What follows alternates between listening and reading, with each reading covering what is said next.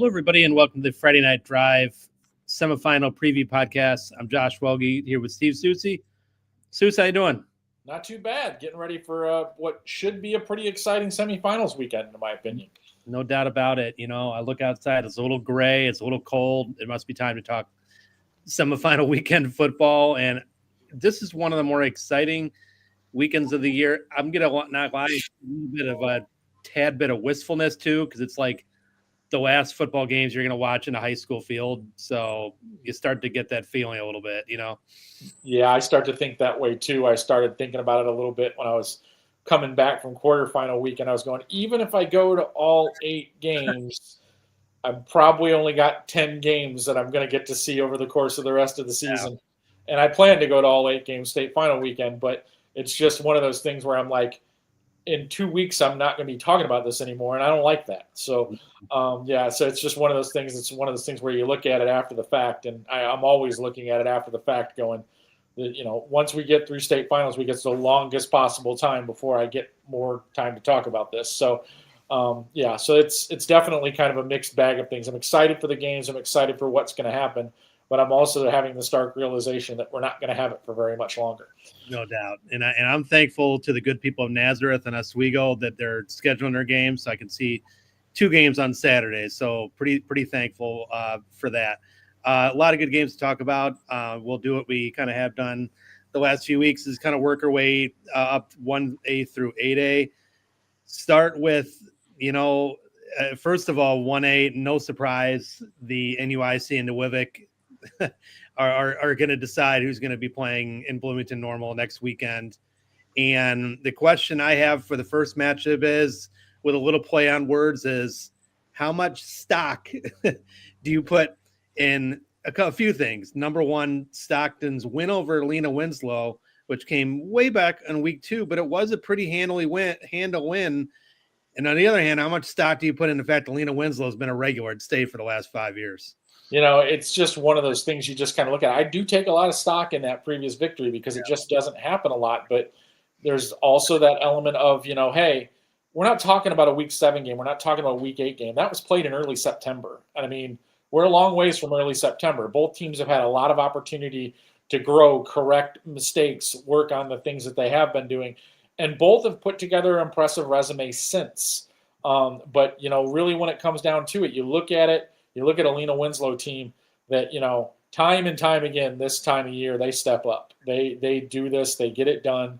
And I think it's kind of an interesting thing when you look at it because, both teams are probably tired of all of the interplay to get to this game. Stockton's probably getting a little tired of the narrative that maybe that first game was a fluke. You got to prove it again. Lena's probably a little tired of hearing about, well, you got beat pretty soundly last time. Going to happen again? I mean, they probably are just really looking forward to settling this finally on the field because now we're sitting in a situation where we're 11 weeks removed from that first game. So that's really kind of the way you have to look at it. So that was in week 2. We're in week 13 now.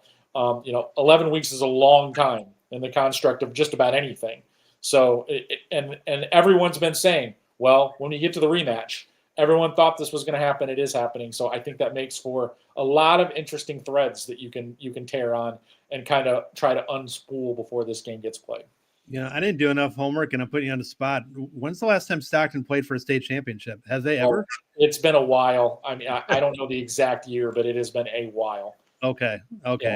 Yeah.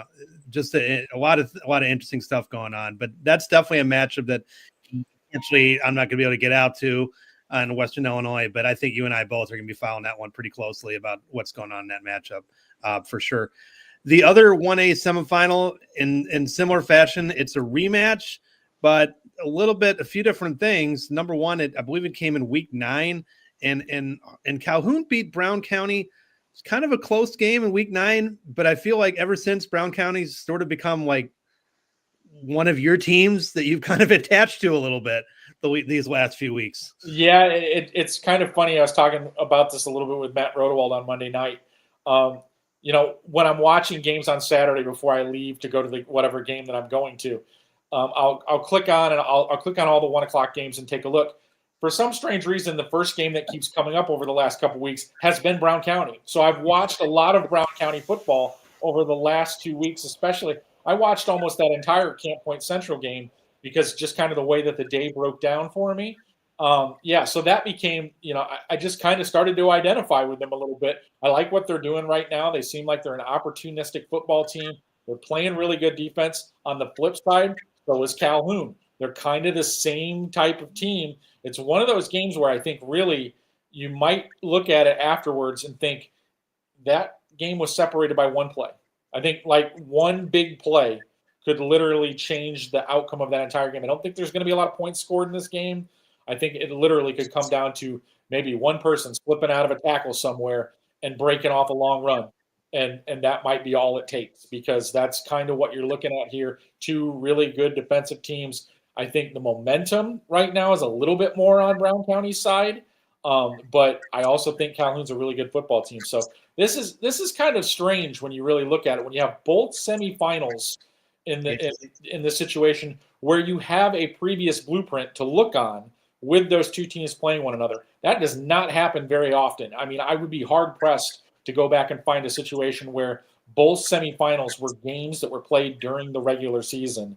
And in the case of Brown County and Calhoun, really not that long ago. So that's just kind of a unique thing that is setting up here in the 1A final.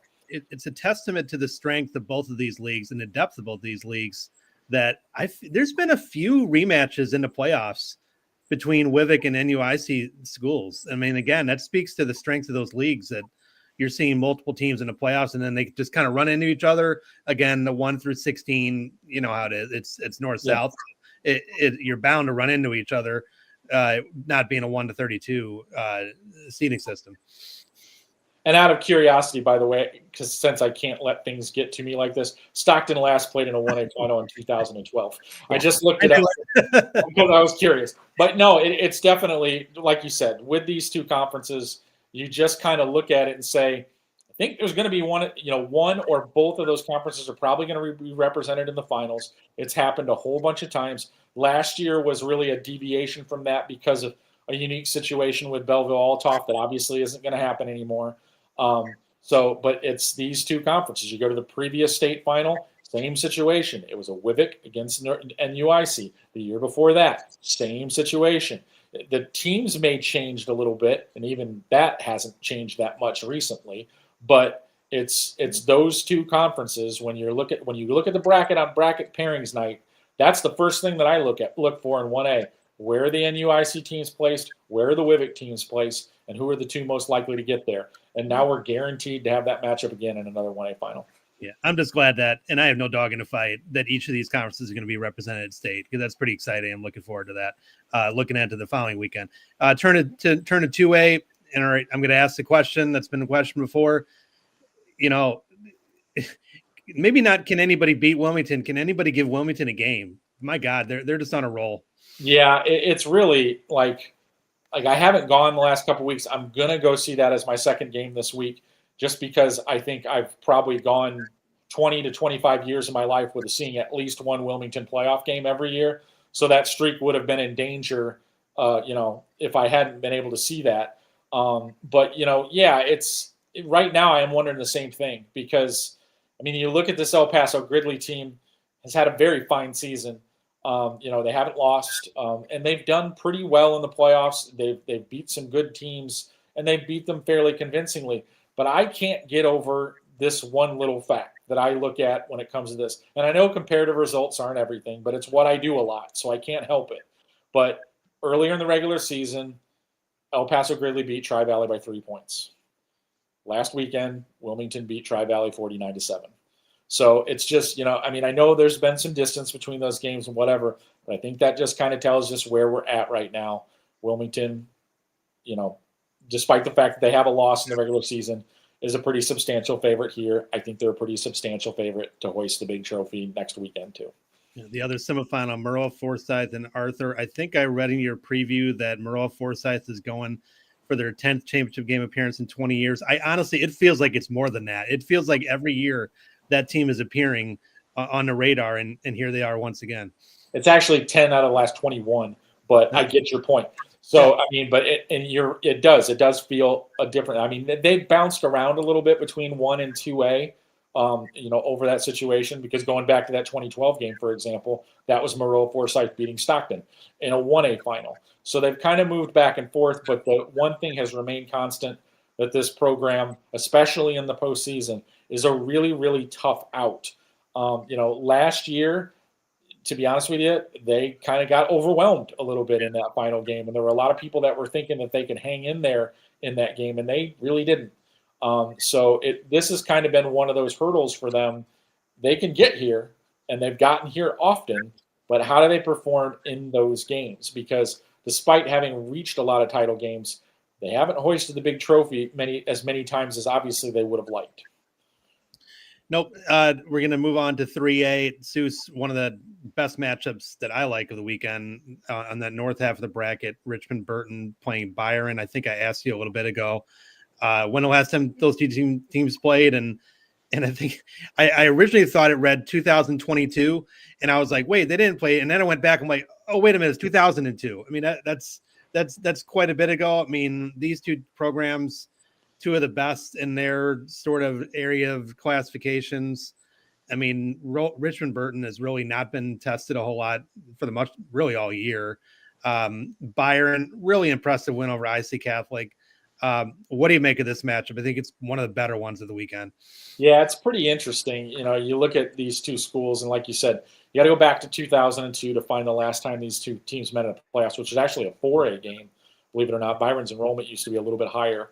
And a long time ago, they were both members of the Big Northern Conference when there were 12 teams, 2 6-team divisions. They were on opposite sides, and they didn't really do crossovers. So I think they may have played sometimes around the turn of the decade in a regular season game, but I don't have the exact flip on that. But that's kind of what I think about. So they're not separated that far by geography, and they're both programs that have been consistently pretty good for a while now. So it's actually a little bit surprising that they don't have a little bit more of a track record playing one another. But I think this is going to be potential. I said before that I think there are 2 or 3 games on the slate of semifinals that I don't really have a significantly strong feel as to who I think is going to win the game. This is one of those games. I've picked Byron. I don't feel exceptionally comfortable about that. It's kind of the same feeling that I had last week. I picked Byron last week too, and I wasn't sure if that was going to be the way that it goes. Obviously, if that happens again this week, I'll probably finally have to say I need to stop worrying about it. But Byron and Richmond Burton, you're going to be hard pressed to find 2 small to medium school sized programs that have been consistently as good as they have. And I'm just really looking forward to seeing how this plays out. The other 3 matchup, I mean, there is a lot of familiarity there. I mean, Tolona Union, St. Joe Ogden, again, teams that I feel like I see playing each other quite a bit. Obviously, not a whole lot of proximity, and similar to the 1A games, a rematch. Yeah, another one. And you've got these 2 teams, and Tolona won the regular season game pretty comfortably. And that team, in my opinion, is really kind of on fire right now. I mean, what they did to Williamsville last week, I'm not necessarily stunned that Tolona won that game, but the margin in which they dominated and how quickly they took control of that game and just pretty much put the pedal to the metal, that shows that Tolona is playing really, really good football this time. But Tolona was another program. We talked about it before with Maroa Forsyth. They've gotten here a lot, and they've even won this game a lot. But in terms of getting to the title game and actually winning it, that has been a hurdle that has been very, very difficult for them to clear. So it's another one of those. We can go all day on this north-south bracketing debate, but and I think it will be the same situation. Whoever wins this game, if they're playing Tolona in the final, that whoever wins that game between Byron and Richmond Burton will be your favorite heading into that 3A final. It's just history. History will not be denied in that discussion, at least. Yeah.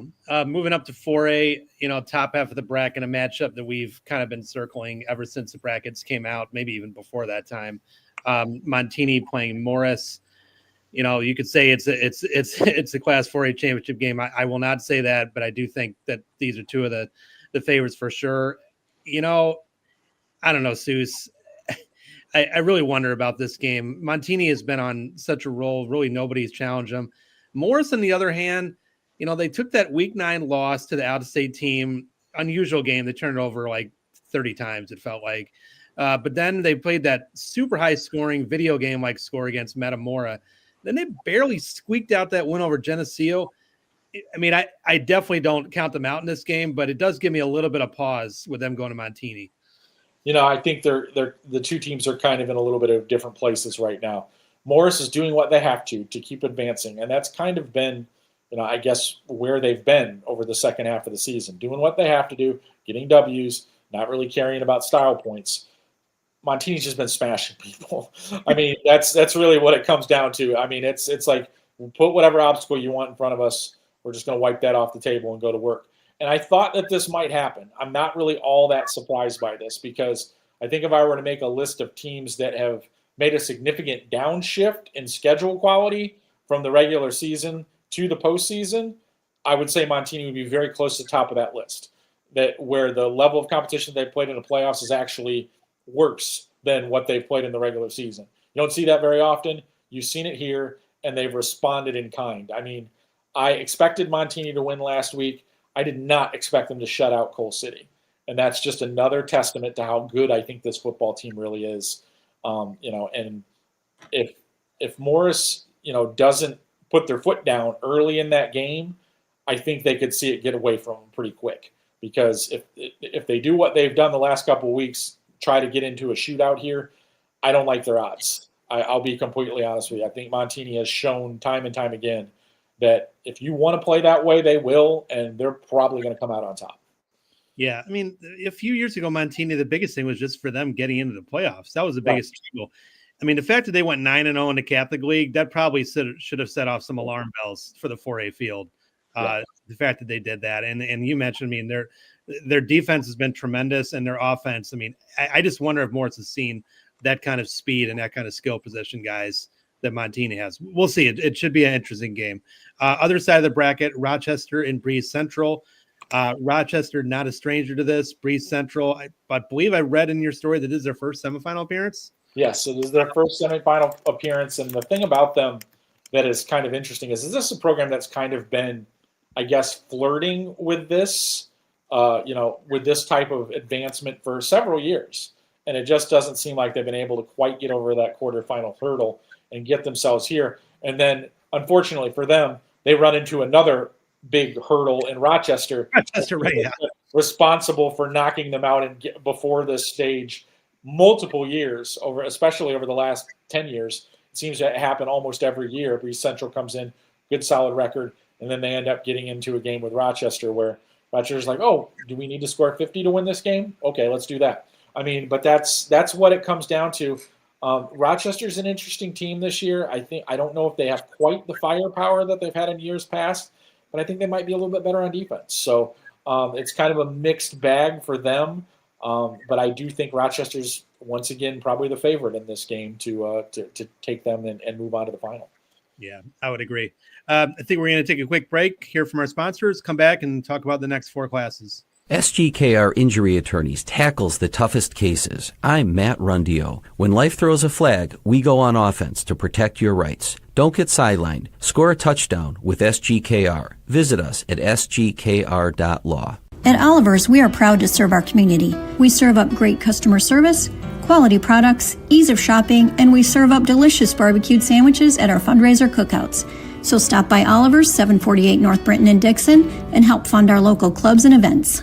In Illinois and into Iowa, the story of Shaw Media is a story of trust. Since 1851, we've been informing, connecting, and reflecting the communities we serve, large and small, rural and urban, suburban, and river towns alike. With dozens of local newspapers, radio stations, magazines, and specialty brands like Friday Night Drive and Starve Rock Country, we meet people wherever they are. We shine a light on local government. We celebrate Friday night touchdowns. We tell the stories that shape your day, from neighborhood heroes to the Chicago Bears. But what truly sets us apart? It's our people. The award-winning journalists, broadcasters, and storytellers who live here, work here, and care deeply about what matters most to you. We don't just report the news. We're part of the fabric of the places we serve, from the Mississippi to the Illinois, from the Fox all the way to the chain of lakes. Trusted for generations, still earning it every day. Shaw Media, your most trusted local source. back on the Friday Night Drive semifinal preview podcast. We turn to 5A, start on the north side. St. Francis back in the semifinals for the fourth straight year. They've lost in its round the last 3 years. They're not seeing Nazareth this time, so they got to be pretty pleased with that. They do see Belvedere North, a team that has never been in this position before. Interesting matchup. I'm not going to lie, Souce. If you would have told me going into the playoffs this is a semifinal matchup, I don't know if that would have had this one on my bingo card. Well, the whole thing about the 5A bracket with me, and I was thinking about this the other day, was if you would have sat me down before the playoffs and said, I want you to put the 4 teams on the semifinal bracket that are going to get to the semifinals, and we're going to keep hitting a buzzer every time you're wrong until you get there. It would have taken me a long time to get to this combination of 4 teams. Not that I think that any of them are bad. It's just that I would have been like, well, no, they're probably going to get beat by them. It would have taken me a long time to get to this particular combination of 4 teams. Particularly, Belvedere North has never been to this stage of the tournament before. And, there's reasons for that. They've run into programs like they usually run along this pattern. And those are the programs that usually get them a mammoth win over Cary Grove on Friday night. That's a program definer. That's the kind of win that, especially for a program, granted, they've only been in existence since 2007 as an independent school, but prior to this year, they've only had 8 playoff wins in school history. So over those previous, 17 seasons, they combined for 8 playoff wins, and now they've got 3 and hoping to get 4 and maybe even 5. But I'll produce that output. That's a really impressive feat for them. They're obviously in a really good place. And, the one thing that, I got from watching that game, I watched the majority of it on Friday night. If teams have trouble with what Cary Grove does, probably going to have trouble with what Belvedere North does too, because there's a lot of similarities there. So, that's just one of those things when you just kind of look at it on paper and say, hey, Cary Grove's giving people fits for like some of the things that they do. Well, that's the kind of team Belvedere North is too. That they can provide some matchup problems and some issues. And I look all the way back to week 1. I think you might remember this too. We saw this Wheaton St. Francis team, and both of us were talking after the game, and we were kind of like, well, got some work to do on defense. And that's, I don't know if they've. I still feel that way. Yeah. I was going to say, I don't really know if we feel like they've patched some of those things as well as maybe they probably would have hoped to. So, and then you throw a wrench like an offense that teams aren't really all that accustomed to seeing. There aren't a lot of teams in the Catholic League that run stuff like this. Hey, you never know. Like that. This might turn into a wild one. I think it will. I'm just going to say it. Especially you look at what St. Francis, their result with Prairie Ridge, where they couldn't stop Prairie Ridge, but then again, Prairie Ridge couldn't stop them. I think one big difference is that last week, Belvedere North saw a bit of a mirror image of themselves in Cary Grove, and that neither of them really cared to pass the football that much. Where this week, they're going to be facing a team that really likes to spread it out, has a lot of weapons on the outside. So I'm interested to see what Belvedere North does when faced with that kind of skill at the perimeter. It should be interesting. And then, St. Francis, their motivation is clear. They want to get to state. They keep hearing about it 3 years in a row. So, we'll see. It's one of the more interesting matches of the weekend. Coincidentally, Souce, St. Francis is also the only CCL team that's playing a public school team that's on the road this weekend. It just a really interesting dynamic for the weekend. Yeah, that is. And, when you kind of look at it now and you get to this point of the playoffs, it's kind of surprising to think about how many CCL ESC teams are left in the tournament. And then it's also not surprising because you look at past history. But when you think about the fact that we're down to at this point in time, we're down to 32 teams, and there are still 9 from a 24-team league that are still playing in this. That's a lot. That is a heavy weight on that. And and I look at it. I looked at it last week, and we were talking briefly about this before. Is Wheaton St. Francis the favorite? Maybe they are. Maybe they are now. That was before we had Cary Grove out of the equation. But I look down to that bottom bracket, and I'm very interested in Providence. I think that's a very good football team, and they continue to prove it. And I think if Wheaton St. Francis wins, Providence wins. Wheaton St. Francis won that game 47-35 during the regular season. It was the middle of the regular season, and I think Providence has only gotten better and better since then. So if that game materializes, I think that could be a really interesting 5A final if that's the way we go. I know a lot of people won't like that because that will be two CCL teams pairing off against one another in the finals. But I think that might be a likely matchup that we're going to get at Hancock Stadium. Yeah, I would agree with that. We're going to turn to 6A. And speaking of CCL versus CCL matchup, Nazareth going to Fenwick, or Fenwick going to Nazareth, rather. Coincidentally, Fenwick is the last team to beat Nazareth in the playoffs. Nazareth has won 18 games in a row. I was at the last one in 2021 when Fenwick went into Nazareth and beat them in the quarterfinals. Tell you what, Souce, if you would have told me about 5 weeks ago, I would have been like, I really think Nazareth is going to be playing East St. Louis like we all think in the final. Man, I'm starting to get paused a little bit. Fenwick has just been – they have been as impressive as any team in the playoffs. Now, granted, they have not played Nazareth yet, so this is definitely a step up for them. But, man, they've been impressive. They really have. And going back to what you were saying there about being kind of a little bit wavered on the pick, every week I kind of do a quick exercise in my mind after the round is over, and I just do snap picks. I try not to spend more than 2 seconds deciding who I think is going to win once I see that the matchups are set. I violated my own rule with this one. I looked at it for a long time. I was just like, I ultimately ended up picking Nazareth because right now I'm starting to believe that they have some sort of mystique going on, especially after that win last week. Yeah. You start to do that once or twice, you start to believe you can do anything. Not that I don't think Nazareth is a good team deserving of getting to the state final if they get there. It's just when those things start to happen, you start to think maybe, hey, we're destined to do this. So that gives you maybe a little bit more juice, but you can't deny what Fenwick has done. I mean, they have done a really, really nice job. They've motored through this playoffs. Granted, a few of their early round matchups maybe weren't the most dominant competition. I was really impressed with what they did with Burlington Central last week. That's a team that lost one game during the regular season. It's a good football team, and they rolled them. They really took over that game and did a nice job of winning it. So I think this game, I picked Nazareth. I think it's going to be an absolute doozy, and it would not surprise me if it went the other way. No, absolutely not. The other matchup. All right, tell me why St. Lawrence doesn't get rolled by East St. Louis. I don't know if I can. With respect to the Vikings, yes, yeah. I mean, I saw St. Lawrence in round 2 of the playoffs, and I was impressed with what they did. I mean, they tried to play physically and ran a lot of wildcat, and the kid that was running the football did a heck of a job. But I'm not sure that dog will hunt against East St. Louis, to be completely honest with you. I mean, East St. Louis is playing like an absolute wrecking ball right now. They have been rolling through teams in the postseason. And once again, it's just, they have 3 regular season losses. They're all the teams that are nationally ranked. Yeah. I mean, that's the most deceptive. I mean, if they win this game, though, I think they may go into the state final as the most deceptive 3-loss team maybe the state has ever seen.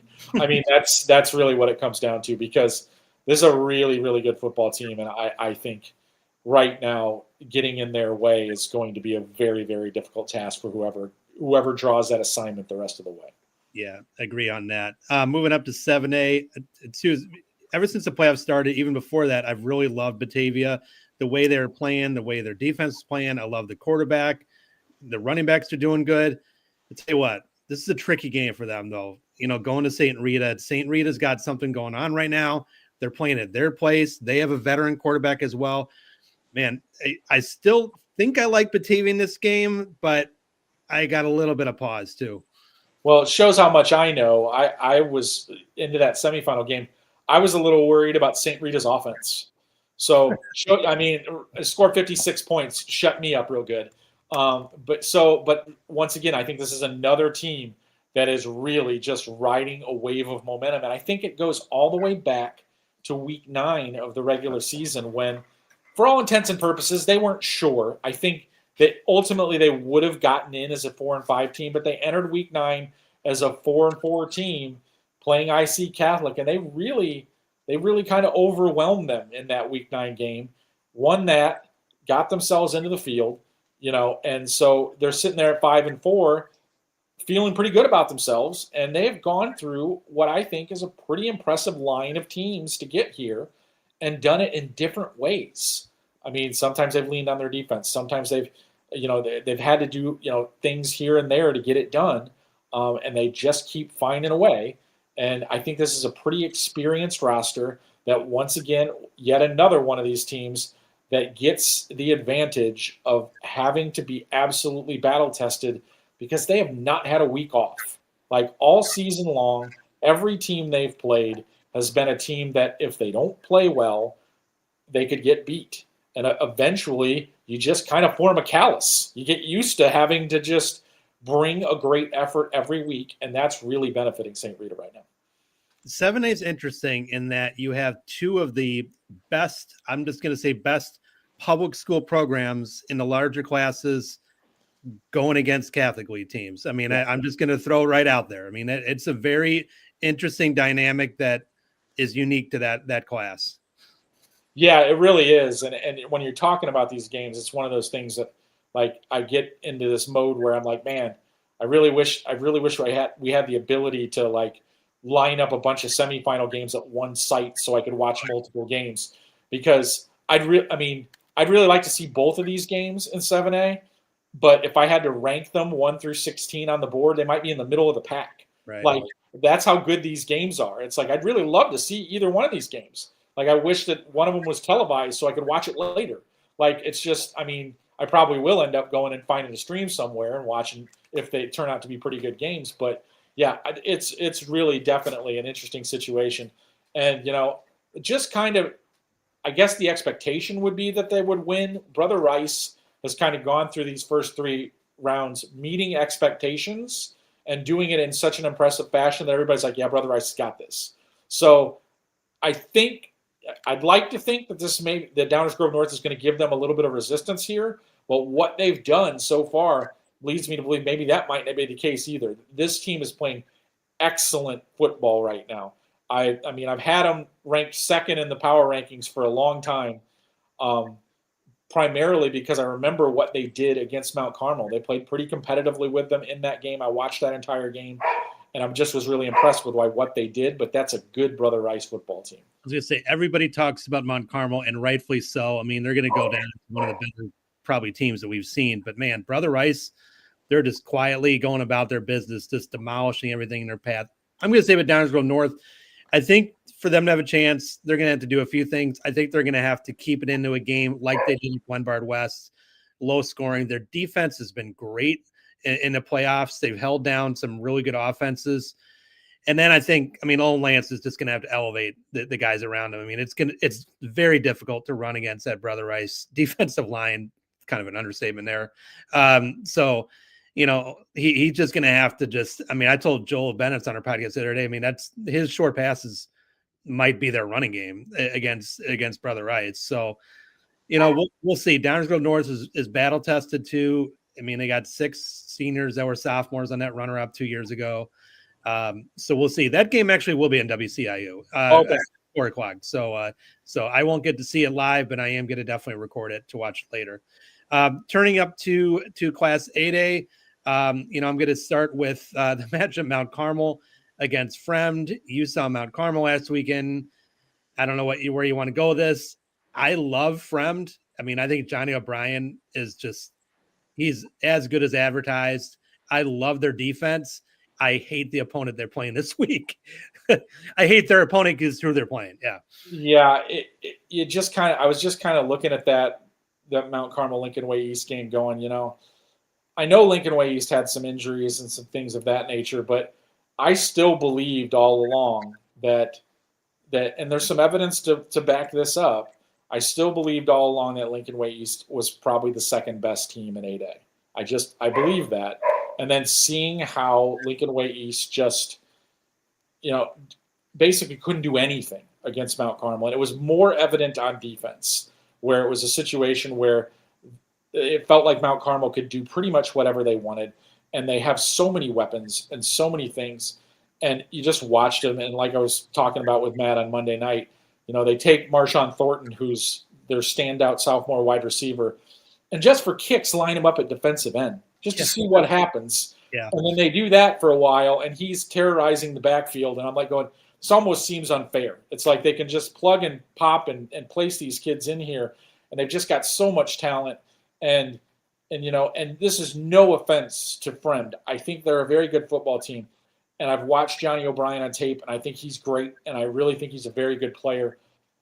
I went home after that Mount Carmel game and watched the rest of the Bolingbrook Friend game on tape, and I was on the NHFS feed, and I'm thinking to myself, whoever wins this football game, because it ended up basically being decided by a stop 2-point conversion at the end of the game, I just don't know how they're physically going to match up with Mount Carmel. I just don't see it. I don't see a way how that can happen. Like it's apples and oranges as far as football goes. Yeah. No, I wouldn't disagree with that ever. I watched some of that Mount Carmel game on TV, and I wouldn't disagree with that. The other matchup in 8A, again, bingo card. Not sure we expected it going into the playoffs, but Oswego playing Lockport. Oswego, this is their first semifinal since 2003. Lockport's they've had some runs in them, but maybe this is not the year that we expected.